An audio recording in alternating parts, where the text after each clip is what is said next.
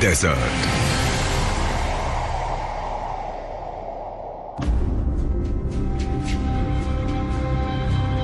रात के वक्त स्पेस से इंडिया साफ नजर आता है। ऊंचाई से देखने पर लाखों चमचमाती हुई लाइट्स दिखाई देती हैं, लेकिन इंडिया के वेस्टर्न रीजन में कुछ डार्क पैचेस दिखते हैं।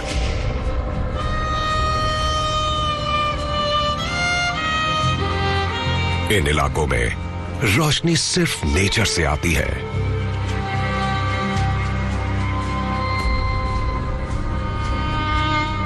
उगता सूरज इस इलाके पर रोशनी डालता है।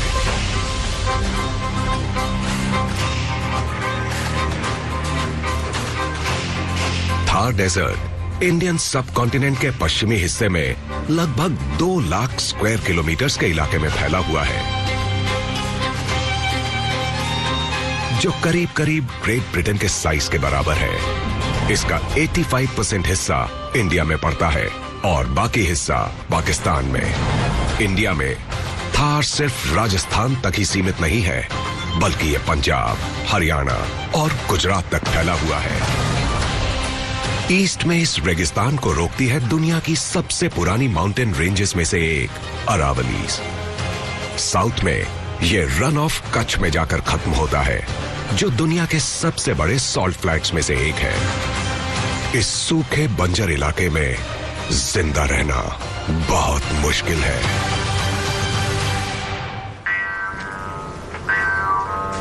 इसके बावजूद यहां बड़े बड़े शहर हैं। थार दुनिया का सबसे डेंसली पॉपुलेटेड डेजर्ट भी है।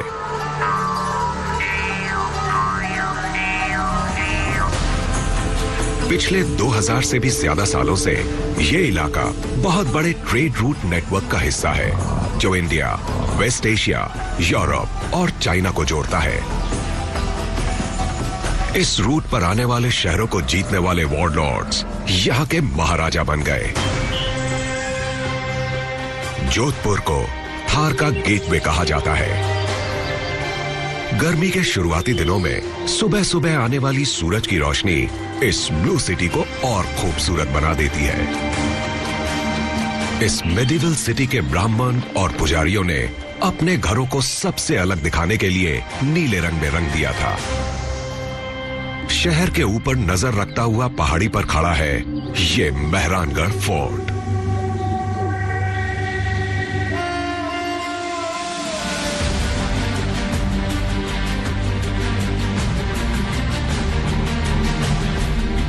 इस किले को मारवाड़ स्टेट के राठौर राजाओं के रहने के लिए बनाया गया था। ये दुनिया के सबसे शानदार किलों में से एक है।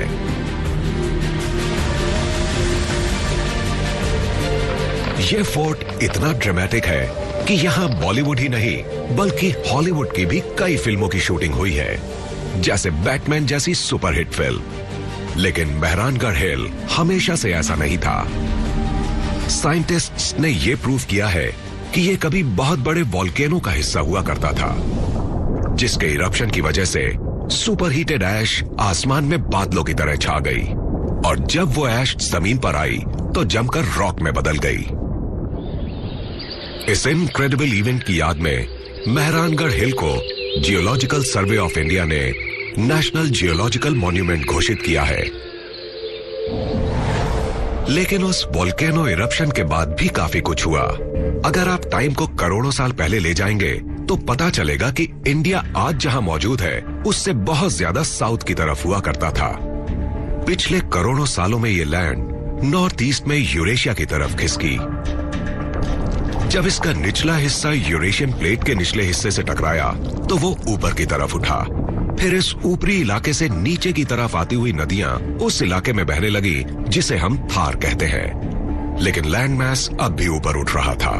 जो नदियां कभी वेस्टर्न राजस्थान से होकर बहती थी, अब अपनी दिशा बदल रही थी। पानी के बिना यह इलाका डेजर्ट में बदल गया। लेकिन बहुत से लोग इस मेहरानगढ़ हिल से जुड़ी हुई माइथोलॉजिकल स्टोरी पर विश्वास करते हैं। वो इसे भाकुर चिड़िया या चिड़ियों वाली पहाड़ी के नाम से बुलाते हैं। ऐसा माना जाता है कि एक महान संत यहाँ कभी मेडिटेट किया करते थे। उन्हें चिड़ियानाथ बाबा के नाम से जाना जाता था, यानी चिड़ियों वाले बाबा। लेकिन जोधपुर के पहले राजा ने अपना नया महल बनवाने के लिए इसी पहाड़ी को चुना। उन्होंने अपने सिपाहियों को भेजकर बाबा को वहां से जाने के लिए कहा। बाबा ने गुस्से में आकर राजा के सिपाहियों को श्राप दिया कि उनके राज्य में हमेशा पानी की कमी रहेगी। आज जोधपुर और उसके आसपास का इलाका थार डेजर्ट में आता है, जहां पानी की हमेशा कमी रहती है। लेकिन शहर के पहले महाराजा राव जोधा और उनके डिसेंडेंट्स ने श्राप के असर को कम करने के लिए बहुत से काम किए। उन्होंने बहुत से रेन वाटर टैंक्स बनवाए। इंटरकनेक्टेड वाटर वर्क से शहर के निचले हिस्से को पानी मिलने लगा।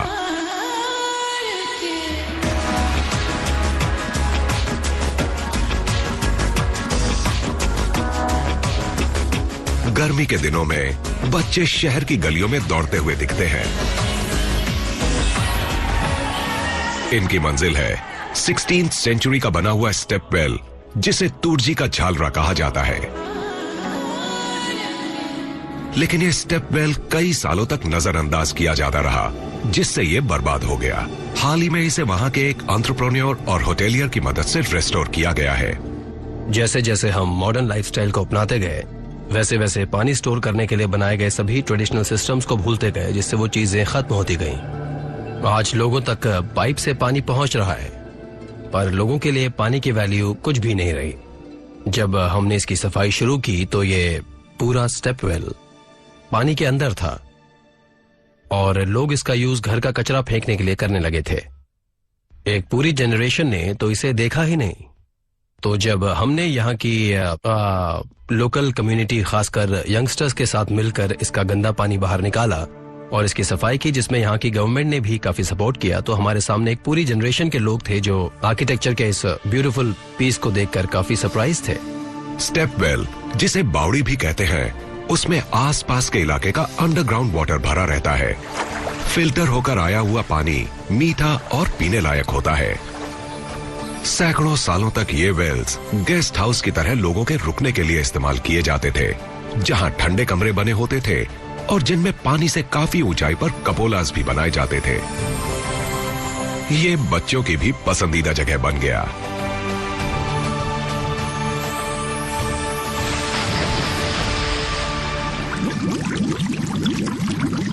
आज पानी की कोई कमी नहीं है और इसके साथ ही चिड़िया वाले बाबा के श्राप को भी भुला दिया गया है।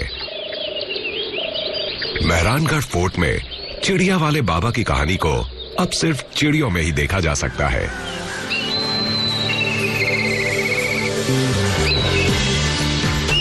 ब्लैक काइट्स यहां इतने पहले से हैं कि उन्हें रॉयल जोधपुर फ्लैग में भी जगह दी गई थी। आज ये बर्ड्स यहां शिकार की तलाश में नहीं है, बल्कि उस आदमी की तलाश में है जो इनका दोस्त है।